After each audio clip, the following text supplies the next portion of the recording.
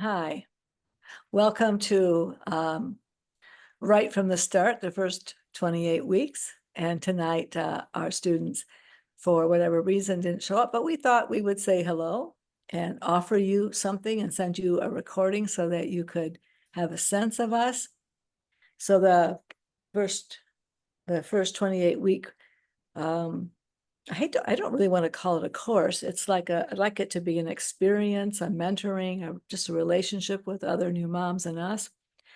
We'll be exploring your personal and evolving awareness of yourself as a mother, your images of that, looking at prenatal nutrition, questions you might have about morning sickness or exercise, or lots of things that come up that you have no one else to talk to about early pregnancy.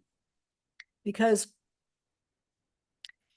early pregnancy has been very ignored by the medical model. The prenatal visits are short, they're far between, there's very little information given. Most books don't really address it, including the ones I wrote. So now we're writing a journal that's also got a lot of information in it called Right from the Start, the first 28 weeks, to correct that absence of celebrating that you're carrying a child, that you're pregnant, that you have all kinds of new emotions and feelings and questions, and you do have to eat differently. You do have to rest more. You do have to exercise differently. So this is what we're going to be bringing to your attention. So I'm Pam, and Nicole, would you like to Hi, I'm Nicole. Hi, everyone. Yeah, I'm a naturopath and I've got a history with childbirth education as well, and been working with Pam on birth story medicine for quite some time now as well. So yeah, I'm looking forward to offering a little bit of a different way of preparing and, being able to prepare right from so early on in pregnancy, because I sometimes even see people before they get pregnant. So this is really exciting. Great. So it wouldn't be as interesting for us to introduce some of the birth art around looking at yourself as a mother or the experience of being pregnant. So we'll do that next time we get together. We'll be writing you and we'll set up a new time that's more convenient for you. But I do want to talk to you a little bit about prenatal nutrition in the very early weeks. So I'll be sending you out this little booklet that I'm putting together, but just to be in relationship with you, I'll say a little bit more. So, the baby is not only developing in the first trimester or the first 28 weeks, but so is the placenta, which is rarely talked about, rarely part of the conversation. I'm also preparing a video talking about the miracle of the embryo and how the placenta gets started. So I won't do that now, but the placenta is very small, it's true, in the first 12 weeks, and there's a yolk sac that supports the baby's nutrition for a little while, and then the placenta begins to develop and it implants in the uterus. So the nutrition in the first trimester doesn't have to be excessive like in later pregnancy, but just a daily diet that includes protein and vegetables and fruits and healthy foods. Just like anybody would eat who was eating a healthy diet. But choline is very important, and the highest food to find choline in is egg yolks. If you can't eat egg yolks, or eggs, you can take supplements. But there's it's also found in meat and in fish and chicken, and broccoli is quite high in it. All right, so the placenta development, it doubles between 11 and 14 weeks. And by 16 weeks, your placenta is actually bigger than your baby. And after that, it grows steadily until about 34 weeks, and it stops growing. So everything that you feed your baby and placenta, I want you to start thinking of those two together, develops a really strong vascular system in the placenta. So really, the placenta is a dense network of vasculature.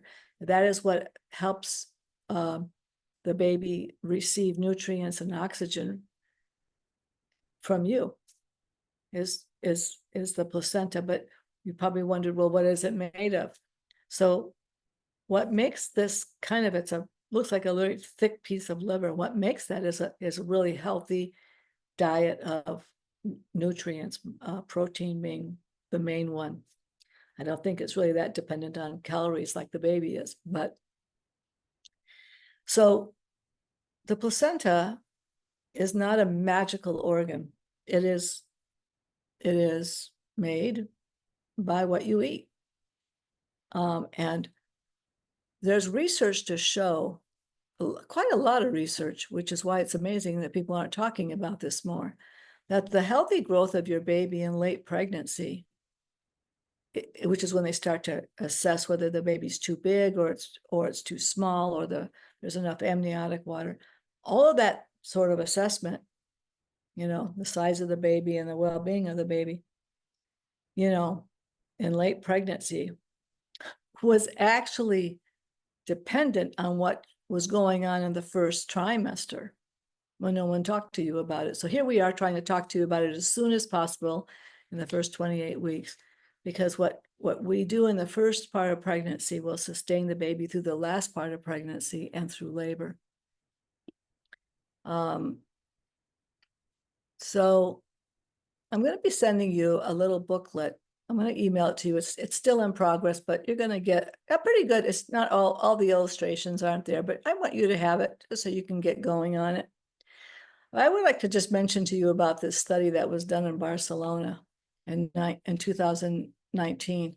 This was a really interesting study. Mothers who ate 2 to 3 ounces of nuts in the first trimester, their babies at 18 months, 5 years, and 8 years had better memory. They had higher IQs, and all they did was eat a handful of nuts, 10 whole walnuts, or 20 almonds, or 20 hazelnuts, or 2 tablespoons of pine nuts. And this was like I think they just did it every week, or they didn't even do it every day. I think it was every other day.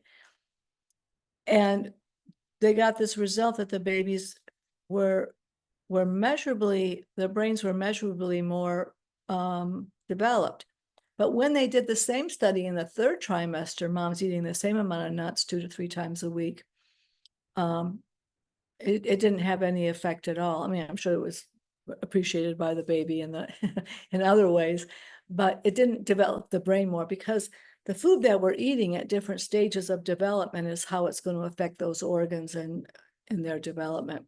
So wherever you are, if you're in the first half of your pregnancy, see if you can just eat nuts every day or every other day, and that will be helpful. And that's not such a hard thing to do. The one thing we want to really stress right now in a culture like ours is to be very mindful about sugar intake, that not only sugar that's, in things that you can see like Cokes or cakes or cookies and things like that, but all the hidden sugar in food. You'll be getting this little article from me, but it is estimated that the average, at least American, is eating 158 pounds of sugar a year, which is astounding. So it means that most babies, before they're ever born, are eating 100 pounds of sugar. It's an astounding piece of information. Now, what's happening to the baby when it's getting that much, when it's being bathed basically in sugar, is it is affecting the DNA. It's also affecting the baby's metabolic programming for life. And it is associated with moms developing gestational diabetes, not only gestational diabetes, but gestational diabetes that is resistant to being managed by just diet. So many mothers are now going on insulin during pregnancy, and it often precludes developing diabetes later in life, not only for you, but also type 2 diabetes for your child. So it's a very important thing we're talking about here, is to make, I was talking to Nicole the other day. I said, being an ex-Catholic, we have a 40-day Lent thing where we give up something that we really liked for 40 days. And I'm suggesting that pregnant moms have a really long Lent of 40 weeks and really give up sugar. As much as you can, reduce it, reduce it, reduce it. The less you can eat, the better for your baby. It also affects the lining of the uterus, and it may affect the health of the placenta and its relationship to your body. So this is watch about the hidden sugar that's in food and the products that you buy, prepared food. If you eat out, there's always more sugar and salt and things like that in food. So make this a priority, and it will improve the well-being of your baby. With this high ingestion of sugar, there's more babies being born that are too big, which is actually a problem, or they are small for gestational age. It is associated with prematurity, probably because the placenta isn't well, and preeclampsia.